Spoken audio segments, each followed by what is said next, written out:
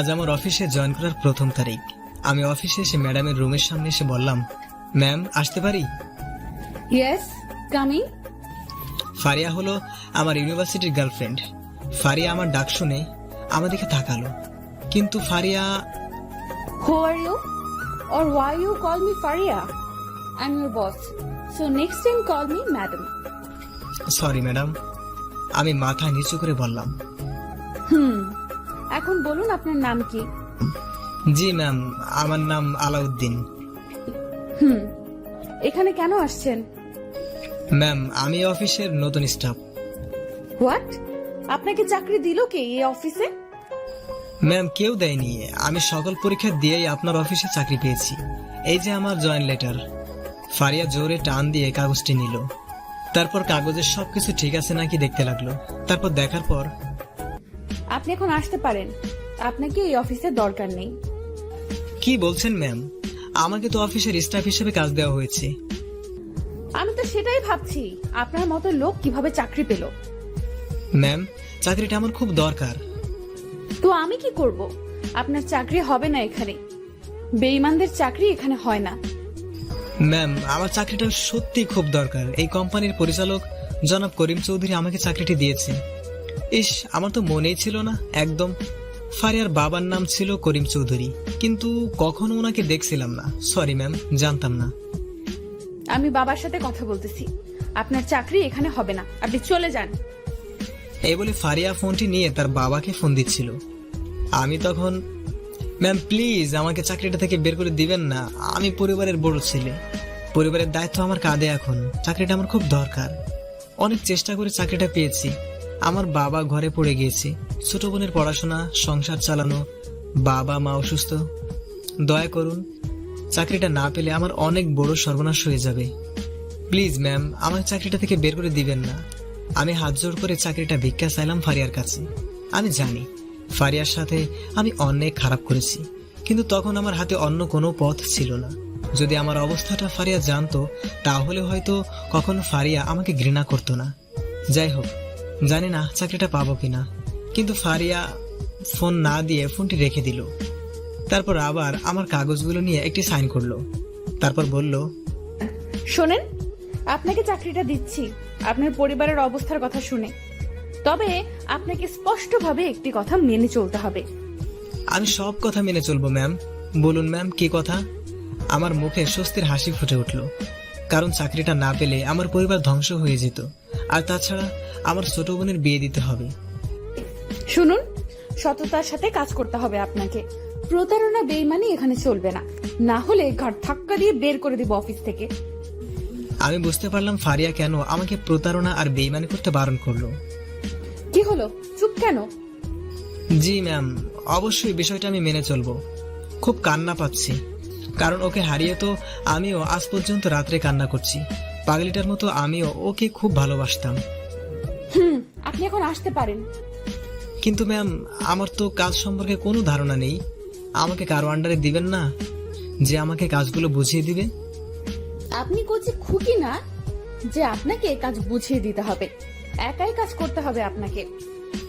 কিন্তু ম্যাম, আমার তো কোনো ধারণা নেই এই অফিসের কাজ সম্পর্কে। তাছাড়া এটি তো নিয়ম, নতুন লোককে সবকিছু শিখিয়ে দেওয়া। আপনাকে এভাবেই কাজ করতে হবে। আর এই যে ধরুন, আজকের মধ্যেই এই ফাইলটির কাজ শেষ করে আমার কাছে জমা দিবেন। আমাকে একটি ফাইল ধরিয়ে দিল, কিন্তু ম্যাম আমাকে বলতে না দিয়ে।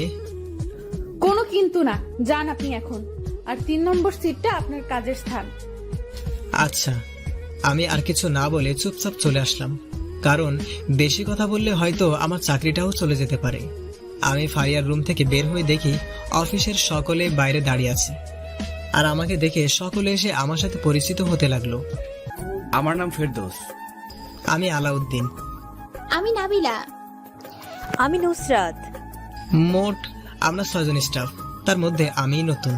ফারহাদ, নুসরাত, নাবিলা, ফেরদৌস আর আমি। আরেকটি মেয়ে আছে যে কাজ করতেছে, পরিচিত হতে আসেনি আমার সাথে। তো ইয়াং ম্যান কার আন্ডারে দিল আপনাকে? কারো আন্ডারে না। হোয়াটস? মানে কি? আমাকে কারো আন্ডারে দেয়নি। আর এই ফাইলটি হাতে ধরিয়ে দিয়ে বলল বিকালের মধ্যে কাজ শেষ করে দিতে। বুঝলাম না ম্যাডাম এমন করলো কেন? ম্যাডাম তো এমন না। আপনি কাজ করবেন কিভাবে? জানি না। আচ্ছা দেখি আপনার সিট কোথায় দিছে।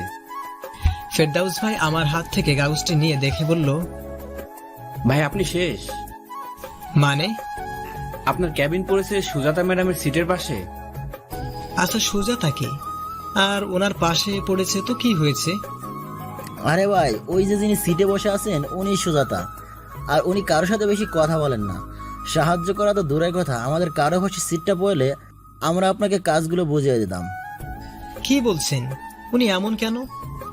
জানি না ভাই কেন এমন উনি। নাবিলা আমাকে একটি অফিসের কাজের ধারণার উপর একটি বই দিয়ে বলল, এই বইটি আপনাকে সাহায্য করবে। ধন্যবাদ। ওকে ভাই, অল দ্য বেস্ট। ধন্যবাদ। তারপর যে যার মতো কাজ করতে গেল আর আমি ধীরে ধীরে আমার সিটে গেলাম। কিন্তু সুজাতা নামের মেয়েটি একবারও ফিরে তাকালো না আমার দিকে। কিন্তু আমি নতুন ভদ্রতার খাতিরে ওনাকে সালাম দিলাম। আমি সালামু আলাইকুম। ওয়ালাইকুম আসসালাম। আমার দিকে তাকিয়ে সালামের উত্তর নিল, তারপর আবার কাজে মনোযোগ দিল। তাই আমিও আর ওনাকে বিরক্ত করলাম না। আমি আমার সিটে গিয়ে বিসমিল্লাহ বলে বসলাম। তারপর ফাইলটা খুলে বোঝার চেষ্টা করলাম কি করতে হবে আমাকে, কিন্তু কিছুই বুঝছি না। সবকিছু মাথার উপর দিয়ে যাচ্ছে। আমি ফাইলের পাতাগুলো নড়াচড়া করতে লাগলাম। তখন পাশ থেকে সুজাতা মেয়েটি বলে উঠল, আচ্ছা আপনার নাম কি? আমি খুব খুশি হলাম। হয়তো উনি আমার অবস্থা থেকে সাহায্য করতে চাচ্ছে। আমি দেরি না করে দ্রুত আমার নাম বললাম। জি, আমার নাম আলাউদ্দিন। মিস্টার আলাউদ্দিন, আপনি অনেক শব্দ করছেন, যার জন্য আমি কাজে মনোযোগ দিতে পারছি না। প্লিজ শব্দ করবেন না। যদি আবার করেন তাহলে আপনার বিরুদ্ধে আমি কমপ্লেন করতে বাধ্য হব। নিমিষে আমার মুখ থেকে হাসিটা উঠে গেল। আশা করি মনে রাখবেন। এই বলে উনি আবার কাজে মনোযোগ দিল। সরি, এরকম মেয়ে মানুষ আমি আমার জীবনে কখনো দেখিনি। যাই হোক, নিজেকে অনেক অপরাধী মনে হচ্ছে। দীর্ঘ 3 বছর পর ফারিয়ার সাথে আমার দেখা হলো। জানি ফারিয়া আমার উপর প্রতিশোধ নিতেই আমাকে কারো আন্ডারে দেয়নি। আমি ফারিয়ার সাথে যা করেছি তারপরেও যে ফারিয়া আমাকে চাকরিটা দিয়েছে, এটা আমার ভাগ্য। অন্য কেউ হলে আমাকে জুতা পিটা করে অফিস থেকে বের করে দিত। অফিস টাইম, তাই আর পুরো কথাগুলো নিয়ে আর ভাবলাম না। আমি চুপচাপ নাবিলা আপুর দেওয়া বইটা বের করে পড়তে লাগলাম। বইটিতে কিভাবে কাজ করতে হবে সব লেখা আছে, তবে বইটা পড়ে আমি সম্পূর্ণ বুঝতে পারছিলাম না। অনেকক্ষণ পরে ভাবার পর অনেকটা ধারণা পেলাম কাজ সম্পর্কে। তারপর ফাইলটা নিয়ে ধীরে ধীরে ভেবে চিন্তে কাজ করতে লাগলাম। কাজ করতে করতে কখন যে লাঞ্চের টাইম পার হয়ে গেছে বুঝিনি। হঠাৎ নুসরাত আর নাবিলা আপু এসে বলল, মিস্টার আলাউদ্দিন সাহেব, লাঞ্চ করবেন না? জি, কখন সময় পার হয়ে গেছে বুঝিনি। তাই তো কাজ সম্পর্কে কোনো ধারণা পেলেন? জি, নাবিলা আপুর দেওয়া বইটা অনেক সাহায্য করেছে। বুঝলে ভালো। এখন চলুন লাঞ্চ করবেন। ওকে চলুন। তারপর আমরা নাস্তা খেতে গেলাম, কিন্তু সুজাতা মেয়েটি আসলো না। যাই হোক, খাবার টেবিলে বসে আমরা সকলে খাবার খাচ্ছিলাম। তখন আমি সবাইকে একটি কথা জিজ্ঞাসা করলাম। আচ্ছা, একটি কথা জানার ছিল। জি বলুন। বলছিলাম, আমাদের ফারিয়া ম্যামের হাজবেন্ড দেখতে কেমন? আরে ফারিয়া ম্যাডামের হাজবেন্ড আসবে কোথা থেকে? কেন, উনি বিয়ে করেননি? কারণ এই বিয়ের জন্যই আমার আর ফারিয়ার সম্পর্ক শেষ হয়ে গিয়েছিল।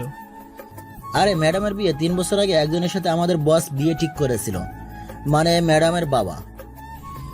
তারপর? আমি তো এটি জানতাম। কিন্তু বরযাত্রী আসার সময় রাস্তায় তাদের অ্যাক্সিডেন্ট হয় আর বড় মারা যায়, আর ম্যাডামের বিয়েও হয়নি। আমি সম্পূর্ণ অবাক হয়ে গিয়েছি। তারপর থেকে ম্যাডামকে বিয়ে দিতে ম্যাডামের বাবা অনেক জোর করেছে, কিন্তু ম্যাডাম বলে দিয়েছে তিনি আর জীবনে বিয়ে করবেন না, ওনাকে যেন জোর না করে। এই কি শুনছি আমি? আমার ভালোবাসা এখনো কি আমারই আছে? আমি জানতাম ফারিয়াকে জোর করে বিয়ে দিচ্ছে ওর বাবা, কিন্তু ওর সাথে যে এমনটা হয়েছে আমি বুঝতে পারিনি। কি হলো আপনার? চুপ কেন? না, কিছু না, চলুন যাই এখন। তারপর সকলে যে যার মতো কাজে চলে গেলাম। সত্যি বলতে আমার আর একটু কাজে মন বসছে না। ফারিয়ার সাথে কথা বলতে ইচ্ছা করছে। আমি অনেক বোকা। আমি যদি তখন ফারিয়ার খবর রাখতাম তাহলে আমি হয়তো এই কথাগুলো জানতে পারতাম, আর ভালোবাসা আমার কাছেই থাকতো। কিন্তু বোকামির মতো আমি ফারিয়াকে সব জায়গায় ব্লক করে দিয়েছিলাম। আমি ওর থেকে দূরে থাকতে আমি বিশ্ববিদ্যালয় থেকে চলে গিয়েছিলাম অন্য জায়গায়, যাতে ফারিয়াকে ভুলে থাকতে পারি, যাতে ফারিয়া আমার কোনো খোঁজ না পায়। কিন্তু আমি তখন ভুল করেছিলাম অনেক বড়, যা আমি এখন বুঝতে পারছি। আমি এখন কি করব? আমি কি এখন ফারিয়ার কাছে গিয়ে আমার ভালোবাসার কথা বলবো? না, এটি করব না। আমাকে তাহলে ও লোভী ভাববে। জানি না কি করব। আমি ধীরে ধীরে কাজ করতে লাগলাম। ফাইলের কাজটি শেষ করলাম। বইটি আমাকে অনেক সাহায্য করেছে কাজটি করতে। ছোট্ট একটি বই, আমি সম্পূর্ণ ভালো মতো পড়েছি বলে ফাইলের কাজটি শেষ করতে পেরেছি। মনে হচ্ছে কাজটি সম্পূর্ণ নির্ভুলভাবে করেছি। আমি ফাইলটি নিয়ে ফারিয়ার রুমের দিকে যেতে লাগলাম। ফারিয়ার রুমের সামনে গিয়ে, ম্যাম আসতে পারি? জি আসুন।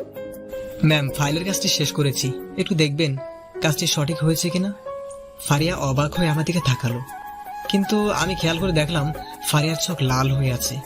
তার মানে ফারিয়া কান্না করেছে, কারণ ফারিয়া প্রচুর কান্না করলে ওর চোখ প্রচুর লাল হতো। আমি ফারিয়ার চোখের দিকে তাকিয়ে থাকলাম। ফারিয়া ব্যাপারটা বুঝতে পেরে নিজের চোখগুলো আমার থেকে লুকানোর চেষ্টা করছিল। তাহলে কি ফারিয়া আমার জন্য কান্না করেছে? গুড, ভালো কাজ করেছেন, কোনো ভুল হয়নি। সত্যি বলছেন ঠিক হয়েছে? কার কাছ থেকে সাহায্য নিয়েছেন? ম্যাডাম, কারো কাছ থেকে সাহায্য নেইনি, বই পড়ে ধারণা পেয়েছিলাম। এই ফাইলটি ধরুন, কালকে দুপুরে দিবেন। মনে রাখবেন 1 লক্ষ টাকার ফাইল এটি। ম্যাডাম, এত বড় কাজ আমাকে দিচ্ছেন, আমি কি পারবো? পারবেন কিনা জানি না, তবে মনে রাখবেন ভুল করলে আপনার চাকরি চলে যেতে পারে। আপনি এখন আসতে পারেন। বুঝতে পারলাম ফারিয়ার মনে আমার জন্য আর কোনো ভালোবাসা নেই, আছে শুধু ঘৃণা। যদি এতই ঘৃণা করো তাহলে কান্না করো কেন? আমি মাথা নিচু করে বের হয়ে আসলাম। তারপর সময় মতো অফিসের কাজ শেষ করে বাসায় আসলাম। বাসায় আসার সময় মনে পড়লো ছোট বোন বলেছিল, ভাইয়া আমার জন্য কিছু খাতা কলম নিয়ে এসো। পকেটে দেখি 200 টাকা আছে। ওই টাকা দিয়ে খাতা কলম কিনে বাসায় গেলাম। বাসায় গিয়ে দেখলাম বাবা মায়ের মুখে হাসি, কারণ আমি চাকরিটা পেয়েছি। আমাদের দুঃখের দিন শেষ হবে। তারপর ছোট বোন আমার কাছে ছুটে আসলো। ছোট বোন এসে বলল, ভাইয়া, আমার প্রাইভেটে 3 মাসের বেতন বাকি। স্যার বলেছে সব বেতন না দিলে যেতে বারণ করেছে। কবে মাস শেষ হবে? আর 3 দিন পর। ওকে, আমি সব দিয়ে দিব। বাবা, তোর বাবার ওষুধ শেষ হয়ে গেছে। মা বাবার ওষুধের কথা বলল, কিন্তু নিজের ওষুধের কথা বলল না। কিন্তু আমি জানি মায়ের ওষুধও শেষ। আচ্ছা মা, আমি কালকে তোমাদের দুজনের জন্য ওষুধ এনে দিব, কিন্তু টাকা কোথায় পাবো আমি জানি না। আমার কাছে শেষ 200 টাকাই ছিল, যা দিয়ে বোনের জন্য খাতা কিনছি। বোনকে খাতা কলম দিলাম। বোন খুশি হয়ে ওর রুমে চলে গেল। বাবা, আয় খাবার খেয়ে নে। না মা, খাবো না, বাইরে থেকে খেয়ে আসছি। আমার গলা দিয়ে খাবার নামবে না, কারণ মাথায় সংসারে চালানোর চিন্তা। আমি আর কিছু না বলে রুমে এসে শুয়ে পড়লাম। পরিবারের বড় ছেলেদের কষ্টগুলো হয়তো 4 দেয়ালের মধ্যেই থেকে যায়। পেটে ক্ষুধা রয়েছে, তবুও কেন জানি খেতে ইচ্ছা করছে না। মাথার মধ্যে একটাই চিন্তায় ঘুরপাক খাচ্ছে, আগামীকাল বাবা মায়ের জন্য ঔষধ, বোনের টিউশনের খরচ, কলেজের মাসিক খরচ আমি কিভাবে দিব? আমার কাছে তো একটি টাকাও নেই। হঠাৎ আমার রুমে আমার ছোট বোনটি আসলো। হাতে দেখি খাবারের প্লেট। ভাইয়া। তুই আবার আসলি কেন? আর এগুলো কি? খাবার নাও, খাবারটা খেয়ে নাও। বোন, আমার তো ক্ষুধা লাগেনি, আমি খাবো না, তুমি নিয়ে যাও। আমি হাসি মুখে বললাম। এটি বলার পর বোন আমার মাথার কাছে এসে বসলো। ভাইয়া, মিথ্যা বলছো কেন? আমি জানি তোমার অনেক ক্ষুধা লাগছে। আরে মিথ্যা বলবো কেন? আমি কি আমার মিষ্টি বোনকে মিথ্যা বলতে পারি? হাসি দিয়ে রোদেলাকে আমার বুকে জড়িয়ে নিলাম। আর হ্যাঁ, আমার বোনের নাম রোদেলা। হয়েছে, আর মিথ্যা বলতে হবে? তুমি উঠে বসো, আমি খাইয়ে দিচ্ছি। তাই? তুই খাইয়ে দিলে ক্ষুধা না থাকলেও খাবো। তাহলে উঠে বসো। তারপর আমি উঠে বসলাম। রোদেলা খাবার আমাকে খাইয়ে দিতে লাগলো। আচ্ছা, তুই খাইছিস তো? আমি খাইছি। গুড। আচ্ছা ভাইয়া, একটা কথা বলি। বল। ভাইয়া, আমাদের জন্য তোমার অনেক কষ্ট হয় না? কি বলছিস পাগলি? কষ্ট হবে কেন? এই যে সংসার চালানো, আমার পড়াশোনার খরচ, বাবার ওষুধ, এত টাকার দরকার। আমি জানি ভাইয়া, তোমার অনেক কষ্ট হয় টাকা জোগাড় করতে। আরে পাগলি, কান্না করছিস কেন? আমরা তোমার জন্য কিছুই করতে পারি না জানো ভাই। আমার অনেক কষ্ট হয় যখন তোমার কাছে টাকার কথা এসে বলি। আমি জানি আমার ভাইয়ার কাছে কোনো টাকা নেই, কিন্তু তবুও আমি স্বার্থপরের মতো এসে তোমার কাছেই বলি। এই বোন, কি বলছিস তুই এগুলো? তোরাই তো আমার সবকিছু, তোদের জন্যই তো আমি টাকা পয়সা উপার্জন করি, আর তুই এখন এগুলো বলছিস? পাগলি বোন আমার, শোন, আমি আর বেকার নেই, আমি চাকরি পেয়েছি। তোদের যখন যা দরকার আমার কাছে এসে বলবি, তোর ভাইয়ার কাছে এসে একবার বলবি। আমি তোমাকে খুব ভালোবাসি ভাইয়া। আমিও তোদেরকে অনেক অনেক ভালোবাসি। তোদের জন্য আমি সব কিছু করতে পারি। তোদের কথা চিন্তা করেই তো আমি আমার ভালোবাসার মানুষটি থেকে দূরে চলে আসছি। তোদের জন্য আমি সব কিছু ছাড়তে পারি রে। ভাইয়া, আমার একটা কথা রাখবে? অবশ্যই বল পাগলি। তুমি বেতন পেলে প্রথম বাড়িতে একটি টিন দিয়ে ঘেরা গোসলখানা দিবে। কেন রে, গোসলখানা দেবো কেন? কারণ পুকুরে গোসল করতে গেলে বখাটে ছেলেরা বাজে দৃষ্টিতে তাকিয়ে থাকে। বিশ্বাস করুন, বোনের মুখে এই কথাটি শোনার পর আমি কি বলবো বুঝতে পারছি না। রাগে আমার শরীর জ্বলতেছে। কে কে এমন করে আমাকে বল তুই। ভাইয়া, তুমি রাগ করো না, ওরা খারাপ। যদি ওরা তোমার কিছু করে দেয়? আমার কিচ্ছু হবে না, তুই বল কে তোকে বিরক্ত করে। ভাইয়া প্লিজ, তুমি রাগ করো না। আমি আর পুকুরে যাই না, পাশের বাসায় গিয়ে গোসল করি, কিন্তু করতে গেলে ওনাদের মুখের দিকে তাকানো যায়। প্লিজ ভাইয়া, তুমি রাগ না করে দ্রুত বাড়িতে একটি কল বসাও আর টিন দিয়ে ঘেরা দিবা। আচ্ছা ঠিক আছে, তুই এখন যা। আর কোনো সমস্যা হলে আমাকে বলবি কিন্তু। আচ্ছা ভাইয়া, বলবো। তারপর রোদেলা ওর রুমে চলে গেল। আমি আজ ঘৃণিত আমার নিজের কাছে। আমি পৃথিবীতে এমন একটি ভাই, যে ভাই নিজের বোনের মুখে তাকে বিরক্ত করার কথা শুনেও কিছু করতে পারেনি। বোনের জন্য ভালো একটি গোসলখানাও দিতে পারি না। আমি কিভাবে এই মুখ বোনকে দেখাবো? এসব কথা ভাবতে লাগলাম, আর নিজের অজান্তে চোখের পাপড়ি বেয়ে 2 ফোঁটা জল গড়ে পড়লো। এতদিন যে চাপা কষ্টটা নিয়ে বেঁচেছিলাম, সেই কষ্টের মাত্রাটা আরো বেড়ে গেল। 3 বছর পর ফারিয়াকে দেখার পর বুক ফেটে কান্না আসতেছে, কিন্তু জোরে কান্না করতে পারবো না। পরিবারের বড় বেকার ছেলেদের জীবনটা মনে হয় এমনই হয়। চাকরি না পেলে সমাজের অনেক মানুষের সমালোচনার মুখে পড়তে হয়, যেটা সম্মুখে আমি পড়েছি। পৃথিবীর প্রত্যেকটি বেকার ছেলে পড়েছে, কিন্তু প্রকৃত যুক্তিটা হলো সমাজের সকলে সমালোচনা করতে পারে, কিন্তু সেই ছেলেটিকে একটু আশ্বাস দিতে জানে না তারা। কারণ একটু আশ্বাসে হয়তো সেই ছেলেটা আর বেকার নাও থাকতে পারে। আমরা শুধু পারি মানুষের ভুল ধরতে, শুধু পারি না তাদের ভুলটা শোধরানোর কোনো বুদ্ধি দিতে। আপনাদের কাছে একটি কথা বলি, সমাজে কিছু শিক্ষিত গাঁজাখোর মদখোর লোক আছে, যারা শিক্ষিত হয়েও অশিক্ষিতদের মতো কাজ করে।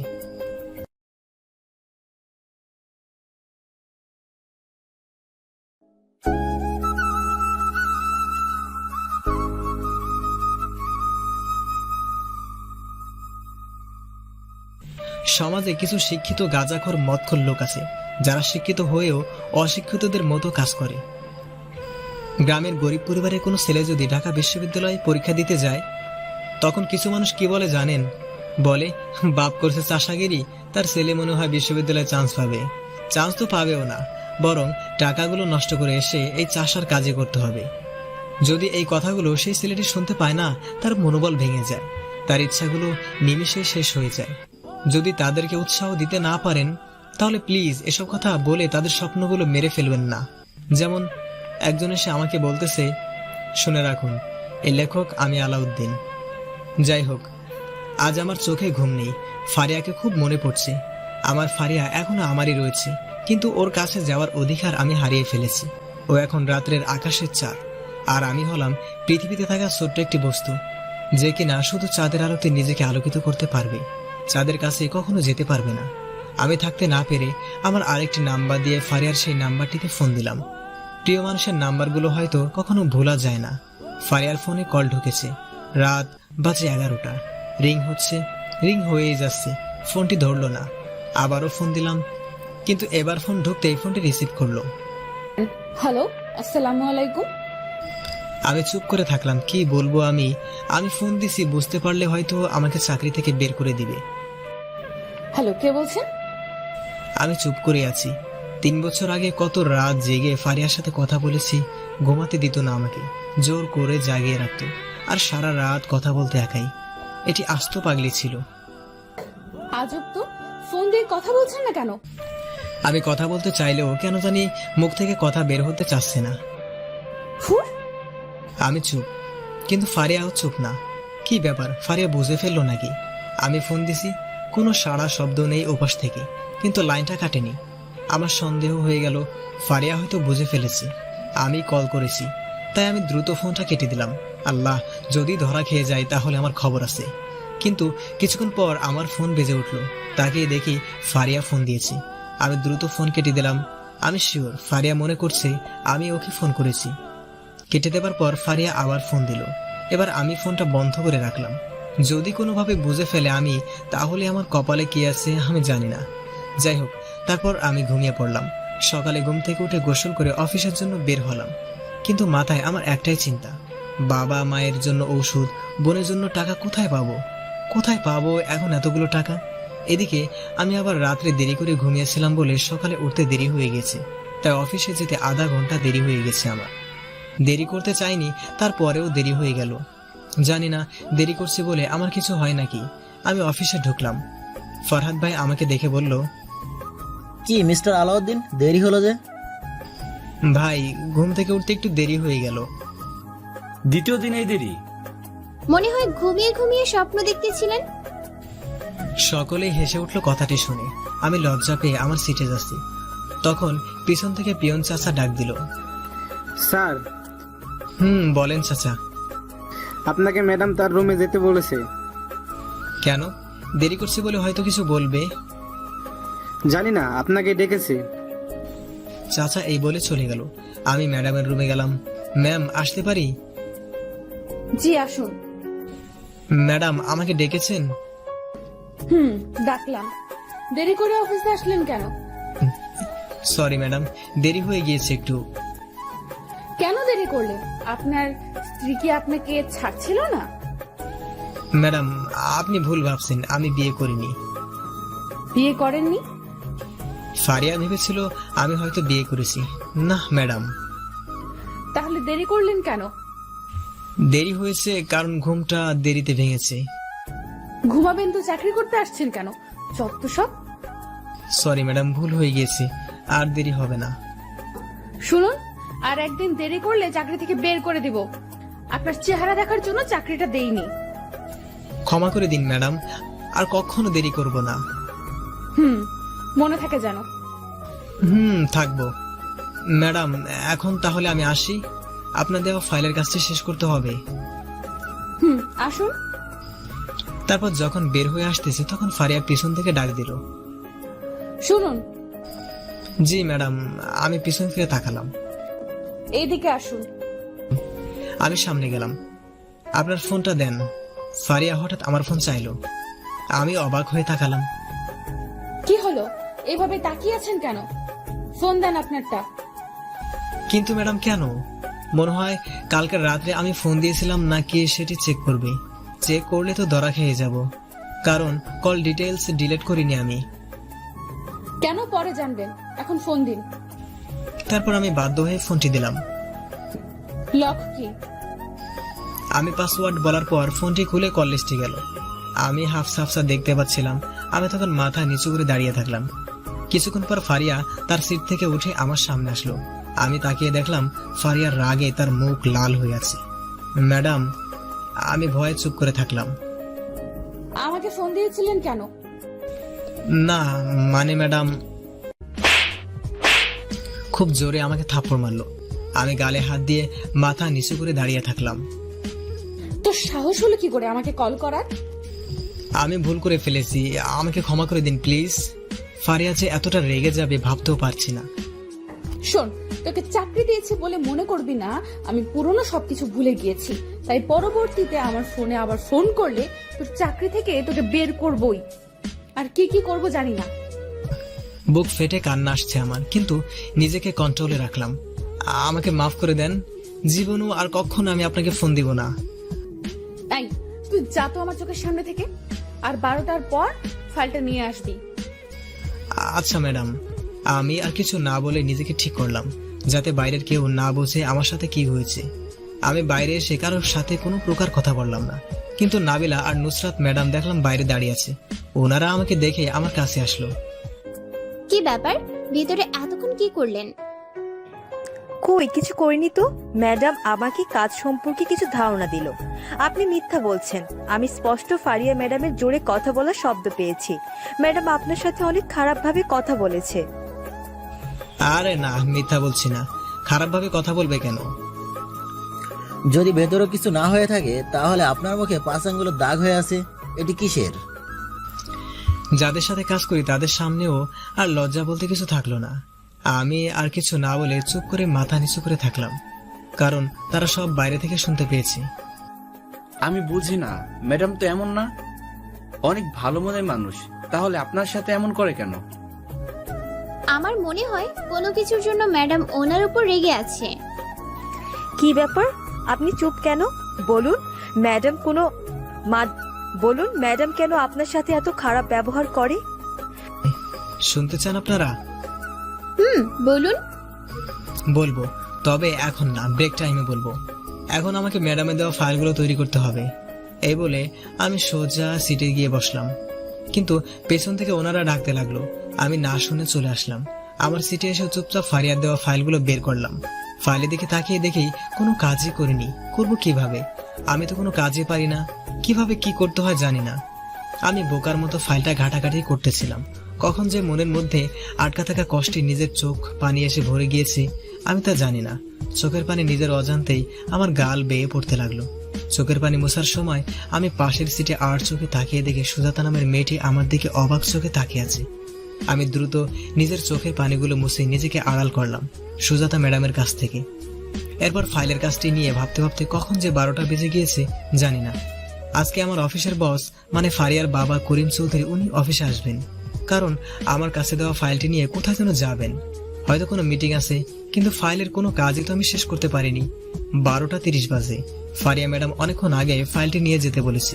আমি যাইনি, কিভাবে যাব? কোনো কাজই তো করতে পারিনি। জানি না আমার এখন কপালে কি আছে। এভাবে কি কাজ করা যায়? জানি কি করব, বুঝি না। কাজের ধারণা ভাবতেছি, কাজটি নিজে থেকে ছেড়ে দিব। এভাবে অপমান হতে আর ভালো লাগছে না। এতে আমার পরিবারের যা হওয়ার হবে। অন্য চাকরি দেখব, না হলে রিক্সা চালিয়ে পরিবার চালাবো, তবুও আর এখানে থাকতে পারবো না। এসব যখন বসে বসে ভাবতেছিলাম তখন হঠাৎ ফারিয়া ম্যাডাম তার রুম থেকে বের হলেন আর সোজা আমার কাছে আসলেন। ফারিয়া ম্যাডামকে দেখে সকলে দাঁড়িয়ে গেলেন, আমিও দাঁড়ালাম। ফারিয়া আমার কাছে এসে বলল, ফাইল কোথায়? আমি ফাইলটা ভয়ে ভয়ে ম্যাডামকে দিলাম। ম্যাডাম ফাইলটা খুলে দেখলো ফাইলের কোনো কাজই হয়নি। এতে উনি প্রচন্ড রেগে গেলেন আর ফাইলটা জোরে আমার মুখে ছুঁড়ে মারলেন। কি করছেন এগুলো? কোনো কাজই তো শেষ করতে পারেননি। ফারিয়ার রেগে জোরে জোরে কথাগুলো বলল। আমি চুপচাপ মাথা নিচু করে দাঁড়িয়ে থাকলাম। ছেলে খেলা মনে করেছেন এটি? 1 লক্ষ টাকার প্রজেক্ট এটি। তার থেকে বড় কথা, তাদের সাথে আমাদের সম্পর্কটা কি হবে যদি ফাইলটা এখন জমা দিতে না পারি? আমি কি বলবো বুঝতে পারছি না। আপনাদের বস আসতেছে, কি বলবেন ওনাকে? আর বলতে না বলতেও বস রুমে এসে হাজির। কি হয়েছে এখানে? স্যার, কাজের ফাইলের কাজ শেষ হয়নি বলে ম্যাডাম ওনার সাথে রাগারাগি করতেছে। কোন ফাইল? যেই ফাইলটা নিতে আপনি এসেছেন। হোয়াট? কাজ শেষ হয়নি মানে? এখন তো সেই ফাইলটা আমার লাগবে। এই নতুন স্টাফ কাজ করতে পারেনি। তারপর বসের রেগে আমার কাছে আসলো। কি ভেবেছোটা কি? নতুন কাজে যোগ দিয়ে কাজ চুরি করা? কেন কাজ করোনি বেয়াদব ছেলে? আমি আর সহ্য করতে না পেরে চোখ দিয়ে পানি বের হয়ে গেল। এই, একদম কান্না করবে না। কাজ করেনি কেন তাই বলো, নাইলে ঘাড় ধাক্কা দিয়ে অফিস থেকে বের করে দেব। Sorry sir. সরি? কিসের সরি? কাজ করোনি কেন? স্যার, আমি একটি কথা বলি। তুমি কি বলবে? স্যার, উনি কিভাবে কাজ করবে? ওনার তো কাজ সম্পর্কে কোনো ধারণা নাই। মানে? কাজ সম্পর্কে কোনো ধারণা নেই মানে?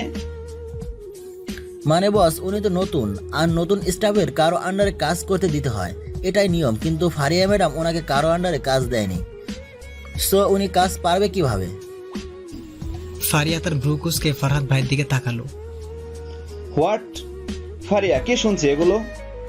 এগুলো কি সত্যি? সত্যি, কিন্তু আমি তো ভেবেছিলাম উনি কাজগুলো পারবে। ভেবেছিলাম মানে? নতুন স্ট্যাম্প কারো আন্ডার দেওনি, তারপর আবার এত বড় কাজ তার কাছে দিছো। সব দোষ তো তোমার, ছেলেটির কোনো দোষ নেই। সরি। তোমার কাছ থেকে এটা আমি আশা করিনি।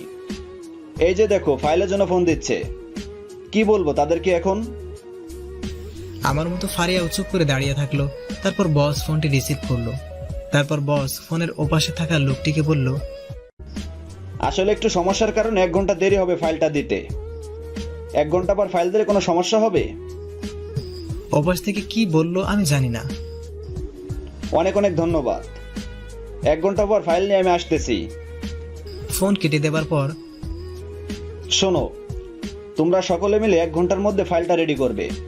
আমি ভেতরে আছি। ওকে স্যার, আমরা দেখতেছি। এই বলে ফারহাদ, ফেরদৌস, নুসরাত, নাবিলা সকলে মিলে ফাইলের কাজ করতে লাগলো। আর বস আমাকে বলল, এই ছেলে, তোমার নাম কি? যে আলাউদ্দিন স্যার। বলো, তুমি কার আন্ডারে কাজ করবে? আপনারা যার আন্ডারে দিবেন। স্যার, ওনার সিট আমার পাশে, তাই উনাকে আমার আন্ডারে দেন। আমরা সকলে সুজাতার দিকে তাকালাম। এই তো পাওয়া গেছে। আজ থেকে তুমি সুজাতার সাথে কাজ করবে। এদিকে ফারিয়া আর ফারহাদ ভাইরা মিলে ফাইলটি তৈরি করতে লাগলো। আর এদিকে সুজাতা ম্যাডামকে ডাকলো। আমি ওনার কাছে গেলাম আর ওনার পাশে বসলাম। আচ্ছা, একটা কথা বলুন তো। জি বলুন। আপনার সাথে ফারিয়া ম্যাডাম এমন করলো কেন? প্রথম দিন থেকে দেখতেছি আপনার সাথে ম্যাডাম রুড ব্যবহার করে, কিন্তু কেন করে এমন? শুনতে চান? অবশ্যই বলুন। বলবো, তার আগে আমাকে কিছু প্রশ্নের উত্তর দিন। ওকে, বলুন, কি জানতে চান? আপনি কারোর সাথে কথা বলেন না কেন? আর হঠাৎ কেন আমাকে আপনার আন্ডারে নিলেন? আমার ভালো লাগে না, তাই চুপচাপ থাকি। আপনি যেদিন সবার সাথে মিলেমিশে থাকবেন, সবার সাথে ফ্রি হবেন, সেদিন বলবো ফারিয়া ম্যাডাম কেন আমার সাথে এমন করে। যদি আজই সবার সাথে কথা বলি, তাহলে কালকে বলবো। কেন কেন তা হবে কেন? আমি খেয়াল করলাম ফারিয়া আর চোখে আমার দিকে তাকিয়ে আছে, দেখতেছে আমরা কি করি। কারণ একটু পর আমাকে বাসায় যেতে হবে। বাসায় অসুস্থ বাবা মার, তাদের জন্য ওষুধ আনতে হবে। সকালে ওষুধ শেষ হয়েছে, দুপুরের ওষুধ কিনে বাড়িতে যেতে হবে। ও, তাহলে কালকে বলবেন তো? বলবো, তবে সবার কাছে একসাথে। যদি আপনি তাদের সাথে কথা বলেন তাহলে সবার কাছে একসাথে বলবো। আচ্ছা, আমি আজই সবার সাথে কথা বলবো, কালকে ব্রেক টাইমে বলবেন। আচ্ছা, তাই হবে। আমাদের হাসাহাসি দেখে আমি বুঝতে পারলাম ফারিয়া রেগে যাচ্ছে। আচ্ছা, চলুন আপনাকে বোঝাই কিভাবে কাজ করতে হবে। সেটাই ভালো। তারপর সুজাতা আমাকে কাজটি সম্পর্কে ধারণা দিতে লাগলো। এদিকে 1 ঘন্টা আগে ফাইলের কাজটি শেষ। স্যার ফাইলটি নিয়ে চলে যাচ্ছিল, তখন স্যার আমাকে ডাক দিলেন। স্যার। বলো। স্যার, আমার আজকে এখন ছুটির দরকার ছিল। ছুটির কথা শুনে ফারিয়া সকলে আমাদিকে তাকালো। কেন ছুটি দরকার কেন? আসলে স্যার, আমার অসুস্থ বাবা মা একা ঘরে, তাদের জন্য ওষুধ কিনে নিয়ে যেতে হবে। ও আচ্ছা, যাও। ধন্যবাদ স্যার। তারপর স্যার চলে গেল। আমি চলে আসার আগে সবাইকে বললাম, শুনুন সকলে, সুজাতা আপু আজ থেকে আপনাদের সবার সাথেই কথা বলবে। সকলে অবাক হয়ে, এই সত্যি? সত্যি। পাশেই ফারিয়া দাঁড়িয়েছিল। কালকে ব্রেক টাইমে বলবো, এখন আসি, এই বলে আমি চলে আসলাম। বাইরে এসে সোজা আমি আমার কাজে চলে গেলাম। আমি জানি আমি কিভাবে 10,000 টাকা জোগাড় করব। আমি সোজা ফোন সার্ভিসের দোকানে গেলাম, মানে যেখানে পুরান ফোন কিনে থাকে। হ্যাঁ, আপনারা ঠিকই ধরেছেন, আমি আমার ফোন বিক্রি করে দেব। ফোনটি কিনছিলাম 30,000 টাকা দিয়ে। অবশ্য ফোনটি আমি কিনিনি, আমার মামা আমাকে কিনে দিয়েছিল। যাই হোক, ফোনের দাম গেল 12,000 টাকা। সেটি বিক্রি করে 12,000 টাকা দিয়ে মেডিসিনের দোকানে গেলাম। তারপর 6,000 টাকার ওষুধ কিনলাম, মানে 1 মাসের ওষুধ কিনলাম। আর রোদেল আর প্রাইভেটের বেতন সবকিছুতে 5,000 টাকা লাগলো। আর 1,000 টাকা আমার কাছে ছিল, সেই টাকা দিয়ে কিছু বাজার করলাম। সেখান থেকে আবারও কিছু টাকা বাঁচিয়ে বোনের জন্য লাল ছুরি কিনলাম। বোন আমার লাল চুড়ি খুব পছন্দ করে, কিন্তু অভাবের জন্য কখনো কিনে দিতে পারিনি। যাই হোক, এগুলো নিয়ে বাসায় যেতে লাগলাম পরিবারের জন্য বাঁচার। বাবা মার ঔষধ, বোনের বেতন পরিশোধ করতে পেরে নিজে এখন একটু পরিবারের বড় ছেলে বলে মনে হচ্ছে। পরিবারের জন্য কিছু করতে পারলে সত্যি মনের মধ্যে একটি প্রশান্তির হাওয়া বইতে থাকে। আমি বাজার নিয়ে সোজা বাড়িতে চলে আসলাম। আমার হাতে ঔষধ বাজার দেখে মা ছুটে আসলো। বাজার ওষুধ দেখে বাবা মার মুখে একটি স্বস্তির হাসি দেখতে পেলাম, যে হাসিটা দেখার জন্য পৃথিবীর সকল ছেলে মায়ের মুখের দিকে তাকিয়ে থাকে। বাবা তুই এত ওষুধ কিনছিস, বাজার করছিস, টাকা পেলি কোথায়? কি যে বলো মা, তোমার ছেলে এখন চাকরি করে, টাকার অভাব। আর এই দেখো, এটি কি? লাল চুড়ি রোদেলার জন্য। রোদেলা যদি দেখে লাল চুড়ি, তাহলে তো তোর বোন খুশিতে আত্মহারা হয়ে যাবে। ওর জন্য গিফট এটি। ও আসো কলেজ থেকে, তুমি এখন যাও বাবা, আর তুমি খাবার খেয়ে ওষুধগুলো খেয়ে নিও। আচ্ছা বাবা। তারপর মা খুশি হয়ে ওষুধ নিয়ে বাবার কাছে গেল। মায়ের মুখের হাসি দেখে মনটা ভরে গেল। আমি এখন রোদেলার জন্য লাল চুড়ি নিয়ে অপেক্ষা করছি, কখন আসবে আমার বোনটা। মনে হয় এসেছে, কারণ আমার রুমের বাইরে মার গলার শব্দ শুনতে পেলাম।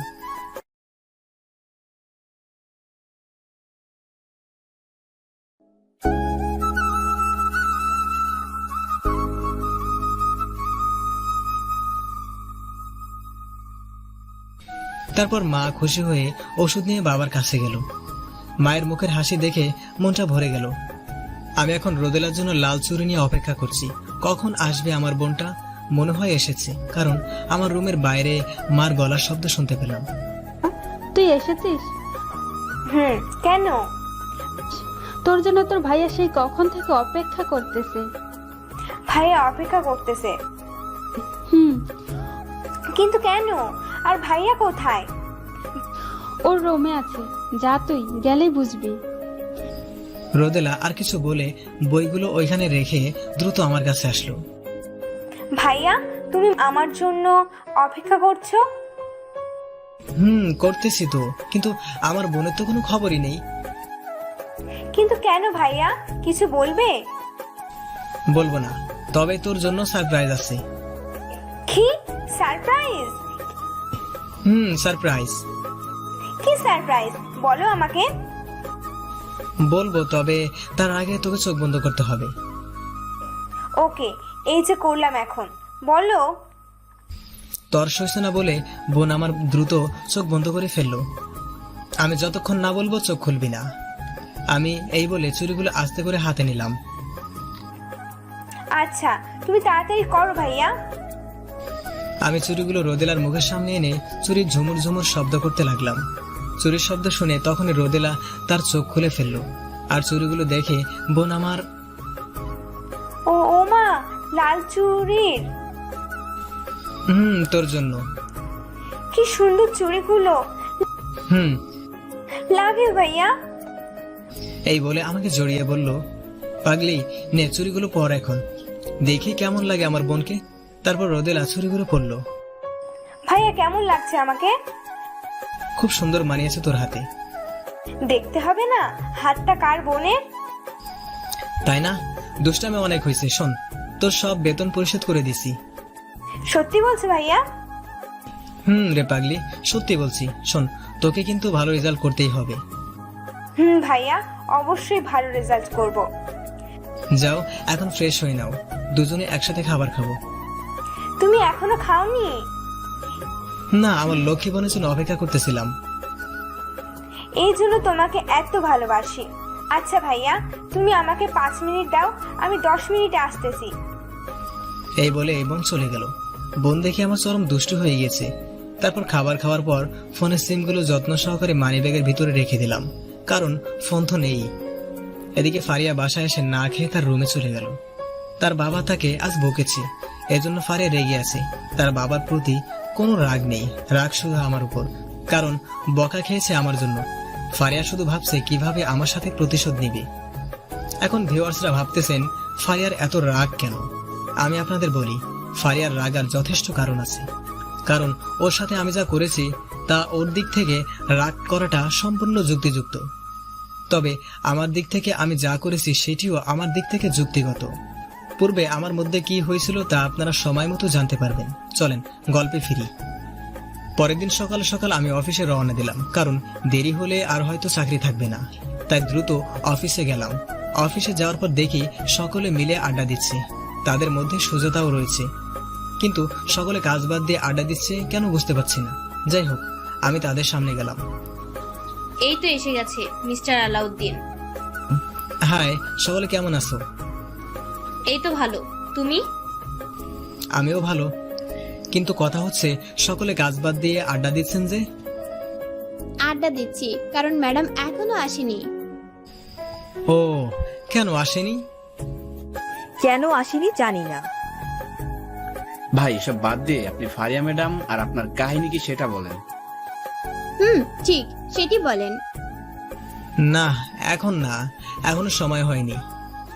এই যে মিস্টার, এটি কিন্তু ঠিক না।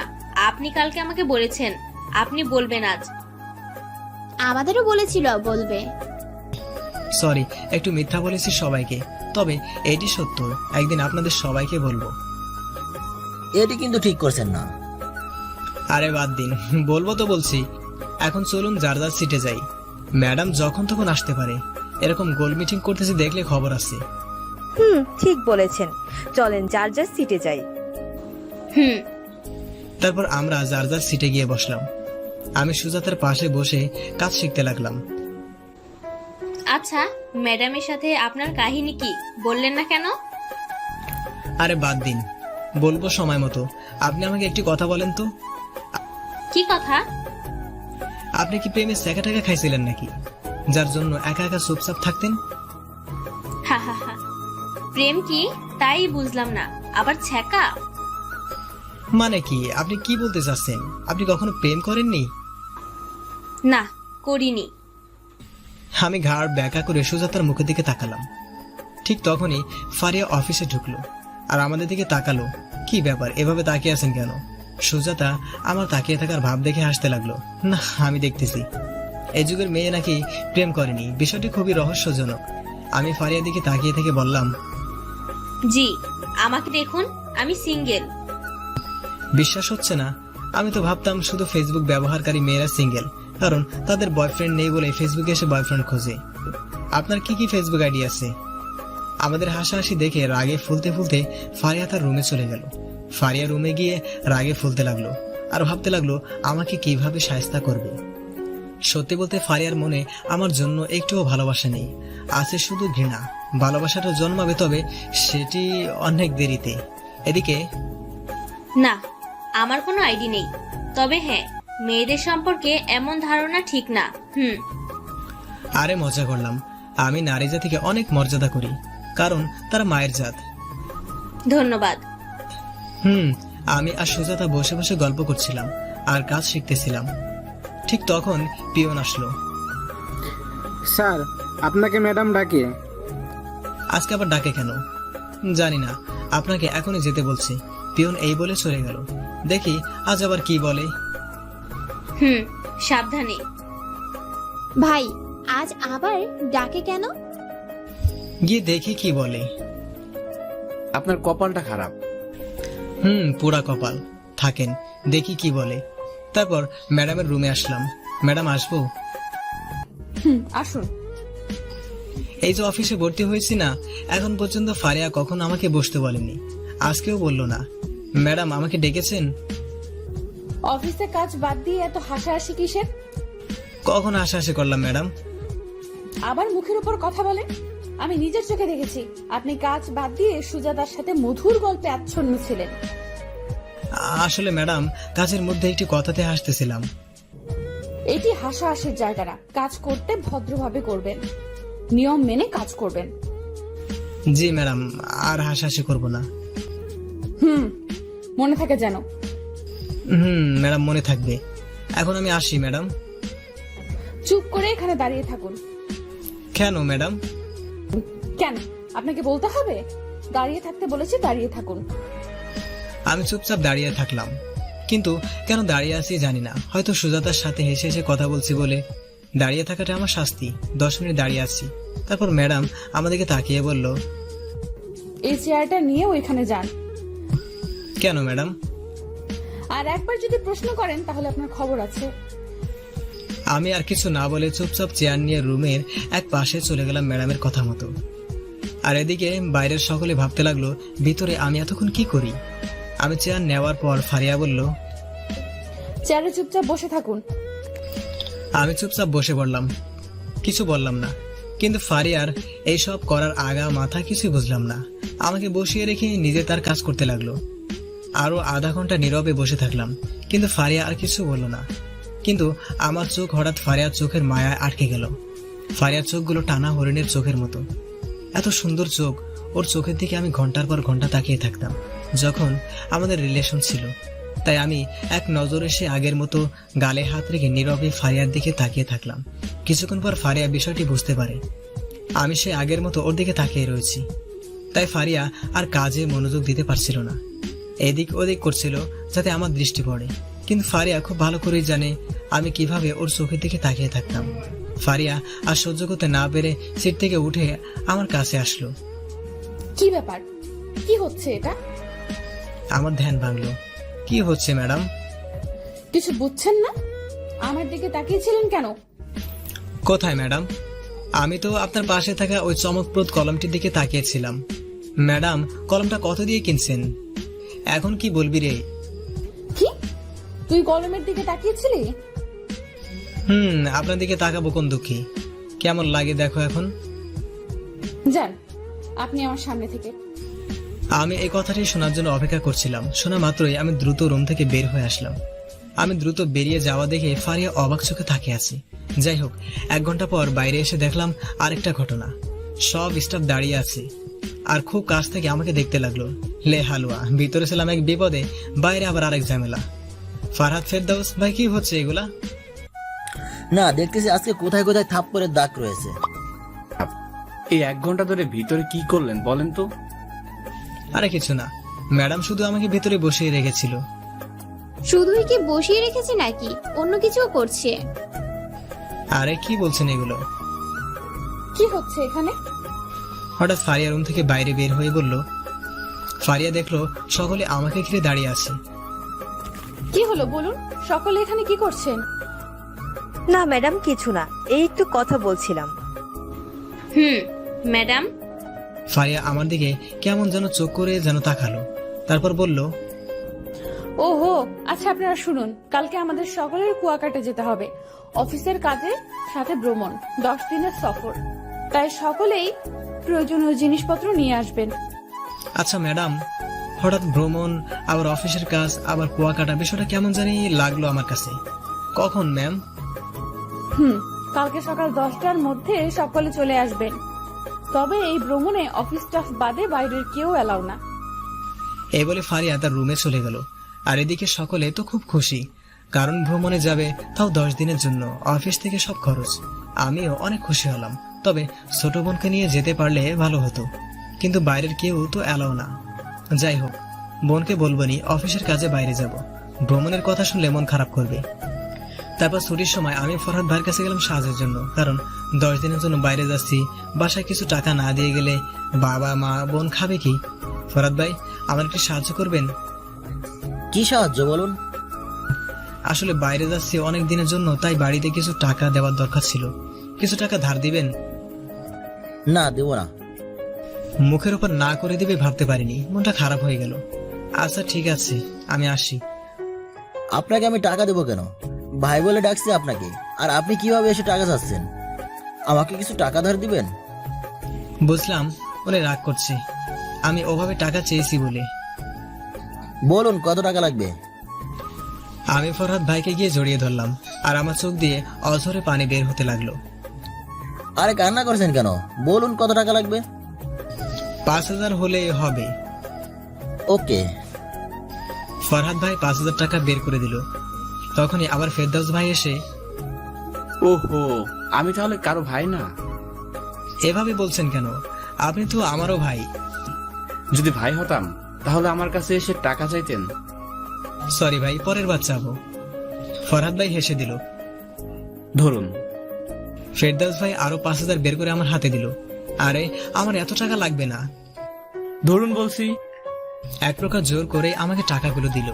আর বলে দিল দুজনে টাকা ফেরত দেবার কথা বললে খবর আছে। খুশিতে আমার চোখে পানি টলমল করছে, খুশিতে আমার চোখের পানি টলমল করতে লাগলো। এরকম সহপাঠীদের সাথে কাজ করলে, এদের মতো ভাই থাকলে পৃথিবীটা কত সুন্দর লাগে, বেঁচে থাকতে ইচ্ছা করে তখন।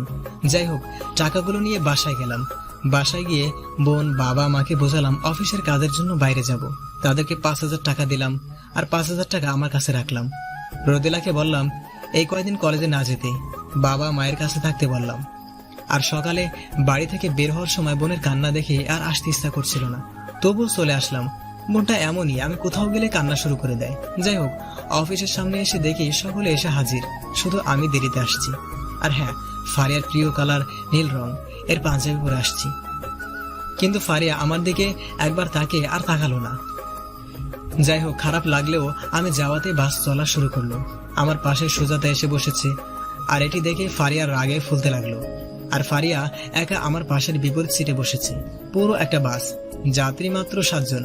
আমরা সকলে একত্রে হলাম, মানে পাশাপাশি বসলাম। ভ্রমণটাকে মজাদার করতে সকলে একত্র হয়ে মজা করতে লাগলাম। বিশেষ করে সুজাতা বারবার আমার গায়ে ঢলে পড়ছিল, আর ফারিয়া তা দেখে রাগে অন্যদিকে তাকিয়েছিল। মাঝে মাঝে আমাদের দিকে তাকাচ্ছিল।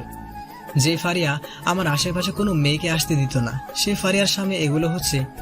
আশা করি বুঝতে পারছেন কি পরিমাণ রাগ করছে ফারিয়া। যাই হোক, অবশেষে আমরা কক্সবাজার চলে আসলাম। সেখান থেকে জাহাজে উঠলাম সেন্ট মার্টিন যাওয়ার জন্য। কিন্তু পানি দেখে আমি অনেক ভয় পাই, কারণ আমি সাঁতার জানি না। ফারিয়া জানে এটি। আপনাদের বলে রাখি, এটি কোনো অফিসিয়াল ট্রিপ ছিল না, এটি ছিল ফারিয়ার সাজানো একটি ট্রিপ। শুধুমাত্র আমাকে শিক্ষা দেওয়ার জন্য ফারিয়া এই ট্রিপটি প্ল্যান করেছে। চলেন দেখি ফারিয়া কি করে আমার সাথে। তবে হ্যাঁ, আপনারা কেউ ফারিয়ার উপর রাগ করবেন না, কারণ গল্পের আসল মানে প্রধান কাহিনী একটু পরেই ঘটবে। আর যারা ভাবছেন গল্পটি আর কিছু পর্ব হয়ে শেষ হয়ে যাবে, তবে তারা শুনে রাখুন, গল্পটি অনেক বড়, অনেক কাহিনী নিয়ে সংগৃহীত। ধীরে ধীরে বুঝবেন, সাথে থাকুন, অনেক ভালো লাগবে আপনাদের। যাই হোক, জাহাজে ওঠার পর আমরা সকলে মিলে জাহাজের কিনারায় এসে উপর থেকে নিচের পানি দেখতেছিলাম। তীর থেকে অনেক দূরে চলে আসছি। তখন অনেক ক্লান্ত লাগছে আমার, চলেন রেস্ট নেই। চলেন সকলে। তারপর সকলে রেস্ট নিতে যেতে লাগলো। কি হলো, আপনি আসছেন না কেন? আপনারা যান, আমার অনেক ভালো লাগছে, সত্যি আমার অনেক ভালো লাগতেছিল। আচ্ছা থাকেন, আমরা গেলাম। আমি জাহাজের কিনারার দৃশ্য দেখতে থাকি। আমার পিছনে একটু দূরে ফারিয়া দাঁড়িয়েছিল। বাকি সকলে একটু আড়ালে যাওয়ার পর ফারিয়ার মুখে হাসি ফোটে, কারণ ফারিয়া এই সময়টার জন্য অপেক্ষা করছিল।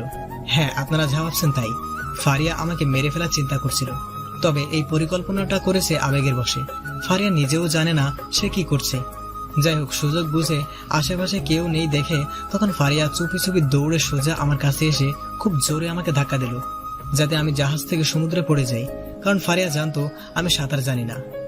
ধাক্কা খেয়ে আমি ছিটকে গিয়ে জাহাজের কিনারায় থাকা রডের সাথে আমি একটি বাড়ি খাই। বাড়ি খেয়ে আমি রডের উপর দিয়ে সমুদ্রে পড়ে গেলাম। সমুদ্রে পড়ে যাওয়ার সময় আমি মা বলে একটি চিৎকার দিই। সমুদ্রে পড়ে যাওয়ার সময় নিচ থেকে একটি মুহূর্তের জন্য আমার দৃষ্টি উপরে যায়। উপরে আমি স্পষ্ট দেখতে পাই ফারিয়া ম্যাডাম দাঁড়িয়ে আছে আর হাসতেছে, কিন্তু আমার মা বলে চিৎকার দেওয়াটা ফারহাদ, ফেরদৌস ভাইরা শুনতে পায়। এই আলাউদ্দিন ভাই মা বলে চিৎকার দিল মনে হলো।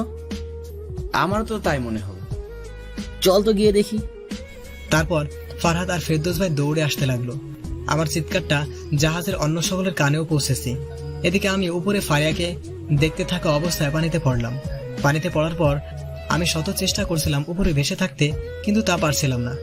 গভীর পানি একটি বাচ্চা শিশুর মতো আমি হাবুডুবু খাচ্ছিলাম। আমার বা পাটি নড়াতে পারছি না। উপরে রডের সাথে বাড়ি খেয়ে পা অবাস হয়ে গিয়েছে।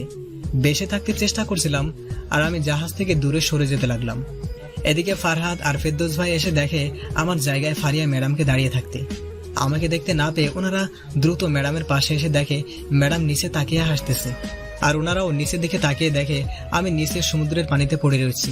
ফারহাদ আর ফেরদৌস ভাই কোনো কিছু না ভেবে দ্রুত সেখান থেকে পানিতে লাফ দেয়। এটি দেখে ফারিয়া অবাক চোখে তাকিয়ে রয়েছে। ফারহাদ আর ফেরদৌস ভাই লাফ দেওয়া দেখে অন্যরা দ্রুত সেখানে আসে, আর তারা দ্রুত গোল গোল টায়ারের মতো কি যেন যেটি মানুষকে পানিতে ভাসিয়ে রাখে সেটি ফেলে দেয়। এদিকে আমি ফারহাদ আর ফেরদৌস ভাইয়ের কাছ থেকে অনেকটা দূরে ছিলাম। আমি আর বেশিক্ষণ ভেসে থাকতে পারছিলাম না। আমি ধীরে ধীরে পানিতে ডুবে যেতে থাকি। পানিতে ডুবে যাওয়ার আগ মুহূর্ত পর্যন্ত আমি দেখতে পাই ফারহাদ আর ফেরদৌস ভাই আমার কাছে আসার চেষ্টা করছিল, কিন্তু সমুদ্রের ঢেউয়ের জন্য তারা দ্রুত আমার কাছে আসতে পারছিল না। তারপর আমার আর কিছু মনে নেই। হ্যাঁ, আমি পানিতে ডুবে যাই, কিন্তু অবাক করে দিয়ে যখন আমার জ্ঞান ফিরল তখন আমি নিজেকে সমুদ্রের মধ্যে ছোট্ট একটি স্পিড বোর্ডে আবিষ্কার করলাম। আর ফারহাদ ভাই আমার পেটে চাপ দিচ্ছিল। আমার মাথা ছিল ফারহাদ ভাইয়ের কোলে। আমি কাশি দিয়ে উঠলাম। আমার নাক মুখ দিয়ে পানি বের হতে লাগলো।